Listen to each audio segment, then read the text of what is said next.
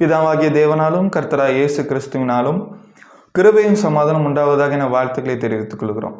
போன வீடியோவில் நம்ம எதில் முடிச்சோம் ஞாபகம் இருக்கா? வெளிப்படுத்தல் 11வது அதிகாரத்தில் யோவான் கையில் ஒரு அளவுகோலை கொடுத்து, நீ தேவனுடைய ஆலயத்தையும் பலிபீடத்தையும் அதில் தொழுது கொள்றவங்களையும் அளந்துப்பார் அப்படின்னு நம்ம பார்த்தோம். இந்த உலகத்தில் இருக்கக்கூடிய புறஜாதியாக இருக்கக்கூடிய கள்ள உபதேசத்தில் இருக்கக்கூடிய பிசாசினுடைய கட்டுப்பாட்டுக்குள்ள இருக்கிற புறஜாதியாரால் பரிசுத்த நகரம் மிதிக்கப்படும் அப்படின்னு பார்த்தோம். அதாவது தேவன் சபை இந்த உலகத்தில் வச்சிருக்கும் போது, அவருடைய பிள்ளைகள் இந்த உலகத்தில் வச்சிருக்கும் போது, இவங்களுக்கு இந்த உலகத்தில் இருந்தும் அரசாங்கத்திட்ட இருந்தும் கள்ள போதகரிடம் இருந்தும் உபத்திரவு வருது. இது முதல் நூற்றாண்டில் வாழ்ந்துட்டு இருந்த கிறிஸ்தவர்களுக்கு தேவன் அவருடைய பிள்ளைகளை உபத்திரத்துக்கு உட்படுத்துறாரு. ஆனால் பயப்படாதீங்க, எல்லாமே தேவனுடைய கட்டுப்பாட்டுக்குள்ள தான் இருக்கு. உபத்திரவப்பட்டாலும் நம்ம தேவனுடைய பிள்ளைகளா இருக்கிறதுனால, அவருடைய அளவுக்குள்ள இருக்கிறதுனால நம்ம பாதுகாக்கப்படுவோம் அப்படின்னு நம்ம பார்த்தோம். இப்போ வெளிப்படுத்தல் 11வது அதிகாரத்துல 3வது வசனத்துல இருந்து உபத்திரவத்தின் மத்தியில சபையார் பண்ண வேண்டிய மிக முக்கியமான விஷயம் என்ன அப்படிங்கறத குறித்து நம்ம பார்க்கிறோம். பிசாசுனுடைய மிகப்பெரிய நோக்கம் என்ன அப்படின்னா, அவனுக்கு தேவனையும் அவருடைய சபையையும் அவருடைய பிள்ளைகளையும் அழிக்கவும் முயற்சி பண்ணிட்டே இருக்கிறான், உபத்திரவப்படுத்த முயற்சி பண்ணிட்டே இருக்கிறான். பிசாசு ஜெயிக்கிற மாதிரி இருந்தாலும் பிசாசால ஜெயிக்க முடியாது. கடைசியினுடைய வெற்றி யாருடையதுன்னா தேவனுடைய பிள்ளைகளுக்கானது தான். பிசாசு வெற்றி பெற்றது மாதிரியான ஒரு தோற்றத்தை கொடுத்துருக்க முடியும். கொஞ்சம் யோசிச்சு பாருங்க, இயேசு கிறிஸ்து சிலுவையில் மரிச்சதுக்கு பிறகு 3 நாள் கல்லறையில் இருந்தார். இப்போ இந்த கல்லறையில் 3 நாள் இருக்கும்போது இந்த 3 நாளைக்கும் யார் வெற்றி பெற்ற மாதிரி ஒரு காட்சி இருந்திருக்கும்? பிசாசு. ஆனா எப்போ இயேசு கிறிஸ்து மரணத்தை ஜெயிச்சு பாதாளத்திலிருந்து வெளியே வந்து தேவனுடைய வலது பாரசத்தில் உட்கார்ந்து இருக்காரோ, அப்போ ஒரு விஷயம், அங்க பிசாசு தோற்கடிக்கப்படுகிறான். இந்த தோல்வியானது பிசாசால மறுபடியும் மீண்டு வர முடியல. இதே மாதிரியான ஒரு முக்கியமான செய்தியை தான் வெளிப்படுத்தல் 11வது அதிகாரம் வச்சிருக்கு. இந்த வெளிப்படுத்தல் 11வது அதிகாரத்துல உபத்திரவம் அப்படிங்கிறது தவிர்க்க முடியாத விஷயம். பிசாசு ஜெயிக்கிற மாதிரி இருக்கலாம், ஆனால் எல்லா கட்டுப்பாடுகளும் தேவனுடைய கையில் இருக்கு. நம்ம பண்ண வேண்டிய விஷயம் என்ன அப்படின்னா, இந்த உபத்திரவத்தில் தேவன் நமக்காக வச்சிருக்கிற நோக்கத்தை நம்ம நிறைவேற்றணும். ஏன்னா நோக்கத்தை நிறைவேற்றுறது தான் நம்மளுடைய வாழ்க்கையை அர்த்தமாக மாற்றக்கூடிய ஒரு விஷயம். நோக்கம் இல்லை அப்படின்னா நம்ம எல்லாருமே மிருகங்களை மாறி போயிடும். வெளிப்படுத்தல் 11வது அதிகாரம் 3வது வசனம், என்னுடைய 2 சாட்சிகளும் 2 வஸ்திரம் உடுத்தி கொண்டிருக்கிறவர்களாய் 1160 நாளளவும் தீர்க்க தரிசனம் சொல்லும்படி அவர்களுக்கு அதிகாரம் கொடுப்பேன். 4வது வசனம், பரலோகத்தின் ஆண்டவருக்கு முன்பாக நிற்கிற 2 ஒலிவ மரங்களும் 2 விளக்கு தண்டுகளும் இவர்களே. மறுபடியும் ஒரு விஷயத்தை உங்களுக்கு நான் ஞாபகப்படுத்துறேன். எந்த ஒரு விஷயத்தையும் நேரடியான அர்த்தத்தில் எடுத்துக்காதீங்க, அது அப்படி எடுத்துக்காதீங்க. ஆவிக்குரிய கண்ணோட்டத்தில் இதுல இருந்து நம்ம கிடைக்கக்கூடிய செய்தி என்ன அப்படின்னு நம்ம பார்க்கணும், நோக்கம் என்ன அப்படின்னு நம்ம புரிஞ்சுக்கணும்.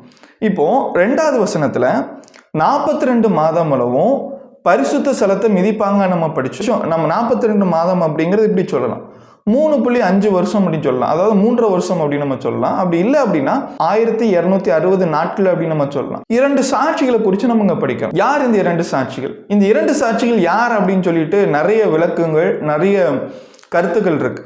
ஆனா நம்ம செய்தியை புரிஞ்சுக்கணும், நோக்கத்தை புரிஞ்சுக்கணும். இந்த 2 சாட்சிகளுமே தேவனுடைய திட்டத்தையும் தேவனுடைய வேலையையும் இந்த பூமியில செய்யக்கூடியவங்களா இருந்திருக்காங்க. இந்த 2 சாட்சிகள் அப்படிங்கிறத 4வது வசனத்தை நான் படிச்சு பார்த்தோம் அப்படின்னா, பூலோகத்தின் ஆண்டவருக்கு முன்பாக நிற்கிற 2 ஒலிவ மரங்களும் 2 விளக்கு தண்டுகளும் இவர்கள். 2 ஒலிவ மரங்கள், 2 விளக்கு தண்டுகள். இந்த 2 ஒலிவ மரங்கள் அப்படிங்கிறதுக்கு பழைய ஏற்பாட்டில் ஒரு தொடர்பு இருக்கு. சகரியா புஸ்தகம் 4வது அதிகாரத்துல தேவனுடைய ஆலயத்தை 2வது முறை கட்டுவதற்கு தேவனுக்கு 2 தேவனுடைய மனுஷங்க இருந்தாங்க. ஒன்னு செருபாபேல், இன்னொன்னு யோசுவா. சகரியா புஸ்தகம் 4வது அதிகாரம் 11வது வசனம், பின்பு நான் அவரை நோக்கி, குத்துவிளக்குக்கு வலது புறமாகவும் அதற்கு இடதுபுறமாகவும் இருக்கிற இந்த 2 ஒலிவ மரங்கள் என்னவென்று கேட்டேன். மறுபடியும் நான் அவரை நோக்கி, 2 பொற்குழாய்களின் வழியாய் தொங்கி பொன்னிறமான எண்ணெயை தங்களில் இருந்து இறங்க பண்ணியுமாகிய ஒலிவ மரங்களின் 2 கிளைகள் என்னவென்று கேட்டேன். 14வது வசனம், அப்பொழுது அவர், இவைகள் 2 சர்வலோகத்துக்கும் ஆண்டவராய் இருக்கிறவரின் சமூகத்தில் நிற்கிற அபிஷேகம் பெற்றவர்கள் என்றார். புஸ்தகம் 4வது அதிகாரத்தில் அந்த 2 ஒலிவ மரங்கள் அப்படிங்கிறது அபிஷேகம் பெற்றவர்கள் நம்ம படிக்கிறோம். அதாவது தேவனால் குறிப்பிட்ட வேலைக்காக தேர்ந்தெடுக்கப்பட்டவங்க. அதே மாதிரி வெளிப்படுத்தல் 11வது அதிகாரத்துல இந்த 2 ஒலிவ மரங்கள் 2 விளக்கு தண்டுகள் அப்படிங்கிறது தேவனுடைய திட்டத்தை நிறைவேற்றக்கூடிய, தேவனுடைய வேலை செய்யக்கூடியவங்களா இருந்தாங்க. இது சபை அடையாளப்படுத்தக்கூடியதா இருக்கலாம். ஏன்னா இந்த பூமியில சபைக்கான ஒரு நோக்கம் இருக்குது. இப்போ இந்த நவீன காலத்துல சபைங்கிறது என்ன அப்படிங்கிறதே மக்கள் புரிஞ்சுக்கிறது இல்லை. தேவனுடைய வார்த்தையினுடைய கண்ணோட்டத்திலிருந்து விலகி மக்கள் உலகத்தின் பார்வையில் இந்த சபையை குறித்து பார்க்கறதுனால சபையை ஒரு வியாபார ஸ்தலமா பார்க்குறாங்க. சபை அப்படிங்கிற ஒரு விஷயத்தை விட்டுட்டு ஒரு சாதாரண கூட்டம், ஜப ஆலயம் அப்படின்னு சொல்லிட்டு இருக்கிறாங்க.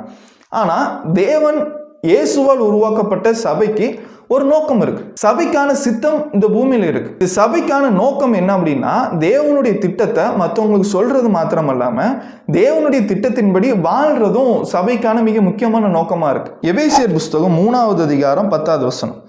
உன்னதங்களில் உள்ள துறைத்தனங்களுக்கும் அதிகாரங்களுக்கும் அவருடைய அனந்த ஞானமானது சபையின் மூலமா இப்பொழுது தெரிய வரும் பொருட்டாக.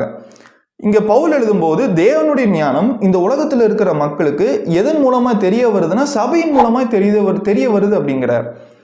தேவன் இந்த இருட்டான அந்தகரமான உலகத்துல வெளிச்சத்தை தரக்கூடிய விளக்கு தண்டுகளா சபையை வச்சிருக்கிறார். இந்த சபையிலிருந்து வரக்கூடிய சத்தியம் அப்படிங்கிற ஒளி தான் இருளில் இருக்கிற ஒரு மனிதனுக்கு வெளிச்சத்தை கொடுத்து அவனை தேவனுடைய பக்கம் கொண்டு வரக்கூடியதா இருக்கு. அப்போ சபைக்கான நோக்கம் ஆடுவதோ பாடுவதோ இசைக்கருவிகளை வச்சுக்கிட்டு மக்களை கவர்ந்து இழுக்கிறதோ கிடையாது. இது சபையினுடைய நோக்கம் தேவனுடைய ஞானத்தை உலகத்தில் இருக்கிற மக்களுக்கு சொல்றது, சத்தியத்தை உலகம் முழுவதும் பரப்புறது சபையினுடைய மிக முக்கியமான நோக்கமா இருக்கு. அப்போ இந்த 2 சாட்சிகள் அப்படிங்கிறது யாரா இருக்கலாம் அப்படிங்கிறது, இது தேவனுடைய திட்டத்தை இந்த பூமியில நிறைவேற்றக்கூடிய தேவனுடைய ஊழியக்காரங்களா சபையா தேவனுடைய ஊழியக்காரங்களா இருக்கலாம். 1260 2வது வசனத்துல 42 மாதம் அளவும் உபத்திரவப்படணும் அப்படின்னு நம்ம பார்த்தோம். தேவனுடைய வேலையை செய்யறவங்க உபத்திரவத்தின் மத்தியிலிருந்து தேவனுடைய வேலையை செய்யணும் அப்படிங்கறத நம்ம புரிஞ்சுக்கிறோம். 5வது வசனம், ஒருவன் அவர்களை சேதப்படுத்த மனதா இருந்தால் அவர்களுடைய வாயிலிருந்து அக்னி புறப்பட்டு அவர்களுடைய சத்துருக்களை பட்சிக்கும். அவர்களை சேதப்படுத்த மனதாய் இருக்கிறவன் எவனோ அவன் அப்படியே கொல்லப்பட வேண்டும். இந்த 2 சாட்சிகளுடைய வாயிலிருந்து என்ன வருது அப்படின்னு கவனிச்சு பாத்தீங்களா? அவருடைய வாயிலிருந்து அக்னி புறப்பட்டு வந்தது அப்படின்னு படிக்கிறோம். அக்னி புறப்பட்டு அவருடைய சத்துருக்களை பட்சிக்கும் அப்படின்னு நம்ம படிக்கிறோம். நேரடியான அர்த்தத்துல எடுத்துக்க கூடாது. இதனுடைய அர்த்தம் என்ன அப்படின்னா, தேவனுடைய வார்த்தை தான் அக்னியா இருக்கு. எரேமியா புஸ்தகம் 5வது அதிகாரம் 14வது வசனம்.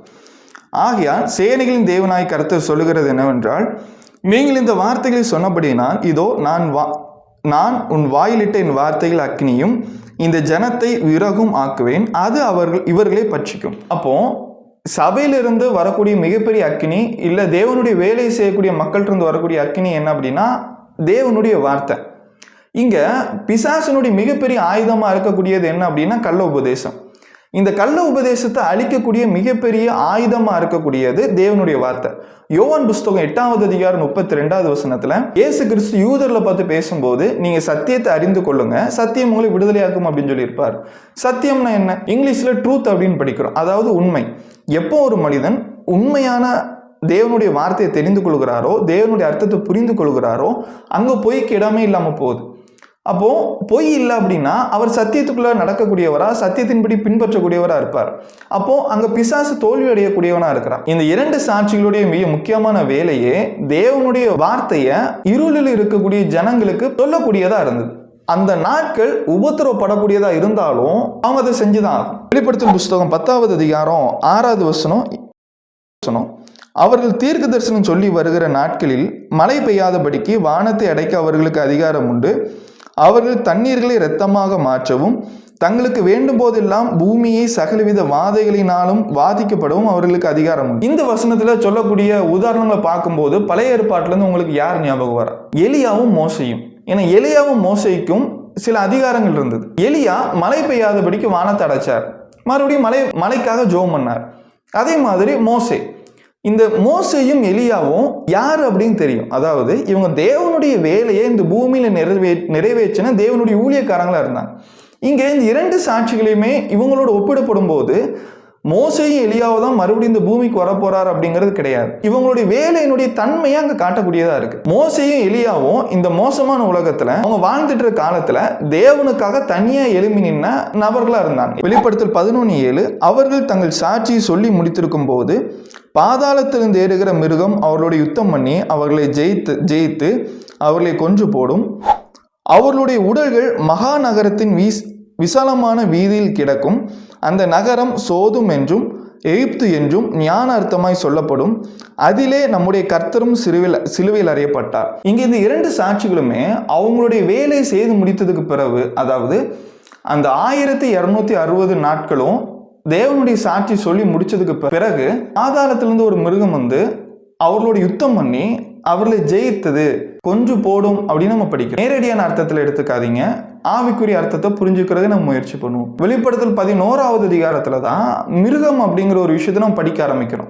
வெளிப்படுத்தல் 12வது அதிகாரம், வெளிப்படுத்தல் 13வது அதிகாரத்துல இருந்து கடைசி வரைக்கும் இந்த மிருகம் அப்படிங்கிற ஒரு விஷயத்த பார்ப்போம். மிருகம்னா இது யாரை அடையாளப்படுத்துது அப்படின்னா, இது பிசாசையும் பிசாசனுடைய தூதர்களையும் பிசாசினுடைய வேலையை இந்த பூமியில நிறைவேற்றக்கூடியவங்களையும் காட்டுது. தேவனுடைய வேலையை நிறைவேற்றுவதற்கு தேவன் இந்த பூமியில சில நபர்களை வச்சிருக்காரு, சபையை வச்சிருக்காரு. பிசாசு அவன் தேவனுடைய பிள்ளைகளுக்கு விரோதமா செயல்படக்கூடியவனா இருக்கிறான். அது மாத்திரமல்லாம பிசாசுக்கு வேலை செய்யக்கூடிய இந்த பூமியில நபர்களை அவன் வைத்திருக்கிறான். இந்த மிருகமா இருக்கக்கூடிய பிசாசு சபையை அழிக்கிறதுக்கும் தேவனுடைய வார்த்தையை தடுப்பதற்கும் நிறைய முயற்சிகளை பண்ணிட்டே இருக்கிறான். கள்ள உபதேசத்தை பரப்புறான், அரசாங்கத்தை பயன்படுத்துறான், எல்லா விதமான விஷயங்களும் அவன் பயன்படுத்துறான். சில நேரத்துல பிசாசு நம்மளை மேற்கொள்ளக்கூடியவனா இருக்கிறான், பிசாசு ஜெயிக்கக்கூடியவனா இருக்கிறான். இதை வந்து நம்ம ஒத்துக்கொள்ள வேண்டியதா இருக்கு. பிசாசு தேவனுடைய வார்த்தையை பரப்ப விடாம இருக்கிறதுக்கு அவன் தடை பண்றான். சில நேரத்தில் தேவனுடைய வார்த்தை தடைப்படுது. இதே மாதிரி ரோமர்களுடைய கையில முதல் நூற்றாண்டு இருக்க கிறிஸ்தவர்கள் ஒப்பு கொடுக்கும் போது அவங்க உபத்திரவப்பட்டாங்க, துன்பப்பட்டாங்க. தேவனுடைய வார்த்தை சில நேரத்தில் தடைப்பட்டது. ஆனா ஒரு விஷயத்தை நம்ம தொடர்ந்து நம்ம படிக்கும்போது புரிஞ்சுக்கிறோம். 8வது வசனம் பாருங்க. அவருடைய உடல்கள் மகா நகரத்தின் விசாலமான வீதிகளில் கிடக்கும். அந்த நகரம் சோதோம் என்றும் எகிப்து என்றும் ஞான அர்த்தமாய் சொல்லப்படும். அதிலே நம்முடைய கர்த்தரும் சிலுவையில் அறையப்பட்டார். இங்க ஒரு நகரத்தை சொல்லியிருக்காரு. அந்த நகரத்துல இந்த இரண்டு சாட்சிகளுடைய சரீரங்கள் கிடக்கும் அப்படின்னு நம்ம சொல்லியிருக்கோம். இந்த நகரம் அப்படிங்கிறது என்ன அப்படின்னா, போக போக நம்ம படிப்போம், இது ரோம் அடையாளப்படுத்தக்கூடிய ஒரு விஷயம். அதிலே நம்முடைய கர்த்தரும் சிலுவையில் அறையப்பட்டார் அப்படின்னா இது எருசலேமை பத்தி பேசியிருக்கு. வெளிப்படுத்தல் 11வது அதிகாரத்துல 2வது வசனத்துல நம்ம எருசலேமை குறித்து மறுபடியும் பார்த்தோம். அதே மாதிரி இந்த இடத்துல எருசலேம் அப்படின்னு படிக்கிறோம். அதாவது வெளிப்படுத்தல் 11:2 நம்ம பார்த்த எருசலேம் அப்படிங்கிறது தேவனுடைய ராஜ்யமா இருக்கக்கூடிய, தேவனுடைய இடமா இருக்கக்கூடிய சபையை அடையாளப்படுத்தக்கூடியதா இருந்தது, பரலோகத்தை அடையாளப்படுத்தக்கூடியதா இருந்தது. இங்க வெளிப்படுத்தல் 11வது அதிகாரம் 8வது வசனத்தில் சொல்லப்பட்ட இந்த எருசலேம் அப்படிங்கிறது தேவனுக்கு விரோதமான செயல்களை செய்யக்கூடிய எருசலேமா இருந்தது. அதாவது இது ஆவிக்குரிய அர்த்தத்துல ரோம் அடையாளப்படுத்தக்கூடியதா இருக்கு. 9வது வசனம் 10வது வசனம். ஜனங்களிலும் கோத்திரங்களிலும் பாசைக்காரரிலும் ஜாதிகளிலும் உள்ளவர்கள் அவர்களுடைய உடல்களை 3½ நாள் வரைக்கும் பார்ப்பார்கள். அவர்களுடைய உடல்களை கல்லறையில் வைக்க ஒட்டார்கள்.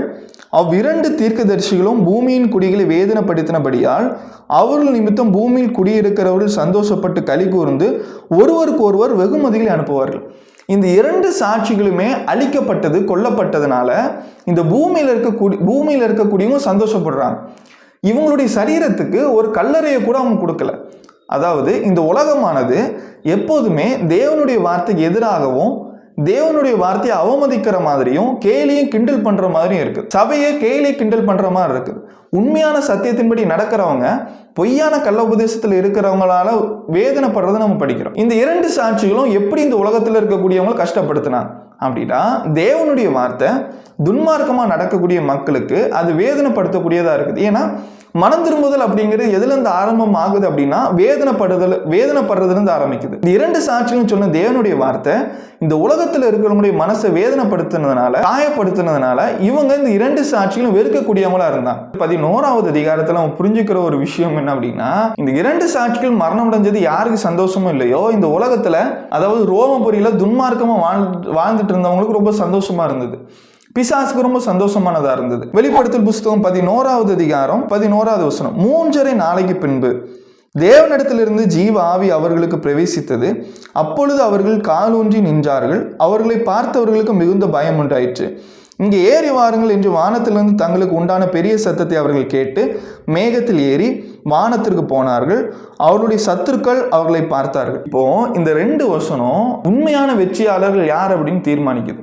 அதாவது நான் ஆரம்பத்திலே ஒரு கேள்வி கேட்டேன் இல்லையா, இயேசு கிறிஸ்து மரித்து 3 நாள் பண்ணப்பட்டிருக்கும் போது யார் வெற்றி பெற்றது போல ஒரு காட்சி இருந்திருக்கும், பிசாசு ஜெயித்ததை போல இருந்திருக்கும். முதல் நாள்ல, 2வது நாள்ல இயேசு கிறிஸ்து 3வது நாள் உயிரோடு எழும்பி தேவனுடைய வலது பாரிசத்தில் போய் உட்கார்ந்து இருக்கும் போது உண்மையாகவே அங்க வெற்றியாளர் யார் அப்படின்னு தீர்மானிக்குது. பிசாசு அங்க தோற்கடிக்கப்பட்டவனா, பிசாசினுடைய சத்துருக்கள் தோற்கடிக்கப்பட்டவங்களா, இயேசு கிறிஸ்து கொல்லணும் அப்படின்னு நினைச்ச யூதர்களும் ரோமர்களும் அங்க தோற்கடிக்கப்பட்டவங்களா இருந்தாங்க. அதே மாதிரி இங்க தேவனுடைய வார்த்தையை தடுக்கணும் அப்படின்னு நினைச்ச மிருகமும் இந்த உலகமும் தேவனுடைய வார்த்தை பிரசங்கிக்கப்படுவதை தடுத்துட்டோம் அப்படின்னு நினைச்சிட்டு இருந்த இந்த உலகமும் தோற்கடிக்கப்பட்டாங்க. ஏன்னா இந்த இரண்டு சாட்சிகள் மறுபடியும் எளிமை வந்தது. இயேசு கிறிஸ்து கொல்லப்பட்ட உடனே தேவனுடைய சத்தியம் போறது தடப்பட்டு போகல. தேவனுடைய வார்த்தை தொடர்ந்து பிரசங்கிக்கப்பட்டு தான் இருக்கு. அதே மாதிரிதான் இங்க ஒரு காட்சி நம்ம பார்க்கறோம். இதுல இருந்து நம்ம புரிஞ்சிக்கக்கூடிய செய்தி என்ன? அதாவது பிசாசு ஜெயிக்கிறமா இருக்கலாம், பிசாசுனுடைய தூதர்கள் ஜெயிக்கிற மாதிரி இருக்கலாம், தேவனுடைய வார்த்தை தடப்பட்ட மாதிரி இருக்கலாம். ஆனா தேவனுடைய வார்த்தை தடப்படாது. தேவனுடைய சபையை பிசாசாலையோ இந்த உலகத்தினாலேயோ அழிக்க முடியாது. தேவனுடைய சபையை பாதல் மேற்கொள்ள முடியாது. நான் தேவனுடைய சபையில இருக்கும்போது, நான் கிறிஸ்துவின் சபையில் இருக்கும்போது நான் அவரால் பாதுகாக்கப்படுறேன். இங்க உண்மையான ராஜ்யம் என்ன அப்படின்னா கிறிஸ்துவின் ராஜ்யம் தான். எத்தனை ராஜ்யங்கள் வந்தாலும், எத்தனை ராஜ்யங்கள் இல்லாம போனாலும், ஒரே ஒரு ராஜ்யம் கிபி 33 இருந்து இன்னைக்கு வரைக்கும் உலகத்துல அரசாட்சி பண்ணக்கூடியதா, தேவனுடைய வார்த்தையின்படி நடக்கக்கூடியதா இருக்குது. அது கிறிஸ்துவின் சபை. இந்த வெளிப்படுத்தல் 11வது அதிகாரத்துல இந்த இரண்டு சாட்சிகள் இருந்து நம்மளுடைய வாழ்க்கைக்கான செய்தி என்ன? அதாவது உபத்திரவம் தவிர்க்க முடியாத ஒரு விஷயம். இந்த உபத்திரவத்துல தேவனுடைய வேலையை செய்யக்கூடியவர்களா, தேவனுடைய நோக்கத்தை நம்முடைய வாழ்க்கையில நிறைவேற்றக்கூடியவங்களா நம்ம இருக்கணும். நான் கிறிஸ்துவின் ராஜ்யத்துல இருக்கணும். பிசாசு ஜெயிக்கிற மாதிரி இருக்கலாம், ஆனா அவன் ஜெயிக்க முடியாது. அவன் தோற்கடிக்கப்படுவான். தேவனுடைய வார்த்தையின்படி, அவருடைய உபதேசத்தின்படி கிறிஸ்துவின் சத்தியத்தில் நடக்கிறவர்கள் கிறிஸ்துவால் பாதுகாக்கப்படுவாங்க. தேவனால் பாதுகாக்கப்படுவாங்க. அவங்க உபத்திரவு பண்ணப்பட்டாலும் தேவன் அவங்களை கைவிட மாட்டார். தேவனுடைய நோக்கத்தை நிறைவேற்றணும், அவருடைய சத்தியத்தில் நிலைச்சிருக்கணும், அவருடைய உபதேசத்தில் இருக்கணும், தேவனுடைய அளவுக்குள்ள இருக்கணும், அவருடைய ராஜ்யத்துக்குள்ள இருக்கணும். தேவன் எல்லாம் பார்த்துக்கொள்வாரு. பிசாசு தோற்கடிக்கப்படுவான். தேவனையும் கிறிஸ்துவையும் சார்ந்தவர்கள் வெற்றி கொள்வாங்க. அடுத்த வீடியோவில் உங்களை சந்திக்கிறோம். தேவன் நம்மை ஆசீர்வதித்து வழி நடத்துவார். சத்தியத்தை தெளிவாகவும் எளிமையாகவும் சத்தியமாகவும் தெரிந்து கொள்ள விரும்பினால் எங்களை தொடர்பு கொள்ளவும். எங்களிடம் ஆவிக்குரிய புத்தகங்களும் விளக்க உரையும் டிராக்குகளும் இருக்கின்றன. எங்களை தொடர்பு கொள்வதன் மூலமாய் இலவசமாய் நீங்கள் பெற்றுக்கொள்ளலாம். பிரதர் செலின் 9790234583 மற்றும் 78450218883.